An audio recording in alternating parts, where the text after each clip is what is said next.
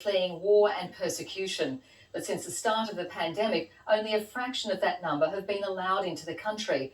Despite being granted humanitarian visas to permanently settle here, many of these refugees are now being barred from entering due to the COVID border restrictions.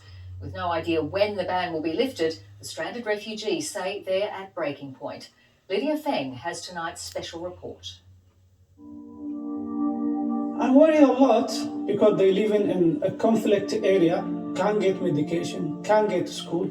Now it's very long time. It's been 18 years since Abdurazak Nur Hassin last saw his brother Muhammad Ali back home in Eritrea. So you are very suffering from these things. He was overjoyed when he thought that was going to change. His brother's family were granted humanitarian visas in March last year and couldn't wait to settle in Australia. They'd fled political persecution and have been living in this one-bedroom home in Sudan for 3 years. He's so happy at the time. He thinks he's coming maybe in the 3 months or 4 months. He thought he's going to flee to Australia. But more than a year on, the brothers are still waiting to be reunited.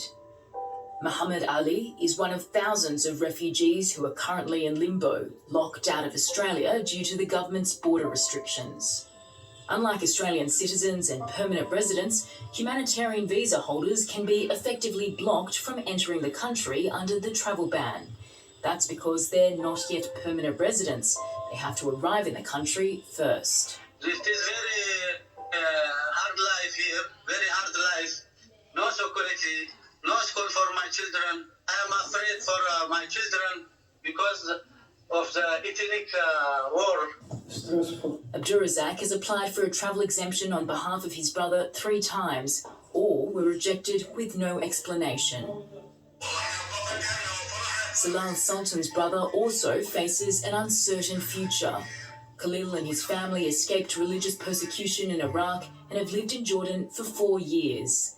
They were granted humanitarian visas last year, but are still waiting for the green light to come to Australia. They are living in terrible conditions. The money they have is very little and it's almost all gone. The family is fully vaccinated against COVID-19 and they're pleading with the Australian government to be let in. Our life is miserable. We think about our children's future more than our own. Our future hangs in the balance. There are currently about 8,000 refugees with humanitarian visas stranded overseas. That's doubled since September last year. And refugee advocates say that's putting more vulnerable lives at risk. It's a great concern that people who were judged by the Australian government to be at the greatest need of humanitarian settlement have been stuck in very difficult circumstances in countries of asylum for more than a year in quite a number of cases. Since border restrictions took effect, just 708 refugees have been allowed to enter Australia. That's only 1% of the 53,000 people granted travel exemptions overall. The Australian Border Force says most exemptions have been for those providing a critical skill. But advocates say it's not fair that Hollywood actors, pop stars and international athletes have also been given permission to enter the country. A refugee, who's been selected to resettle in Australia because of their humanitarian need is probably in greater need of entering Australia than a film star coming on a holiday or a tennis star coming for a tournament.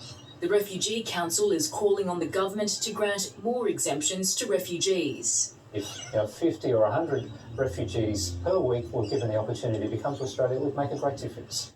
The Home Affairs Minister, Karen Andrews, said she was unavailable for interview, but in a statement, the department said Australia's travel restrictions must be balanced against the government's intent in protecting the health of the Australian community. With refugee arrivals grinding to a halt, there's been little work for resettlement organisations, putting many of them under financial strain. Some were able to hang on last year due to JobKeeper, but with that lifeline gone, many are now struggling to survive. Hello. How are you? One of Australia's largest resettlement organisations, Settlement Services International, was recently forced to cut 50 staff. If we don't have a date for borders reopening, it's really difficult to maintain the infrastructure for any organisation. When border restrictions are lifted, the not-for-profit organisation fears it will be difficult to cope with the influx of refugees. We're losing expertise, we're losing skills. How do we scale up again when the borders reopen? Which all adds to the stress for people who've been recognised as refugees but who are locked out. There is no safety for my children. If you give to someone a humanitarian visa, you should look after him. For many of us, Botany Bay is synonymous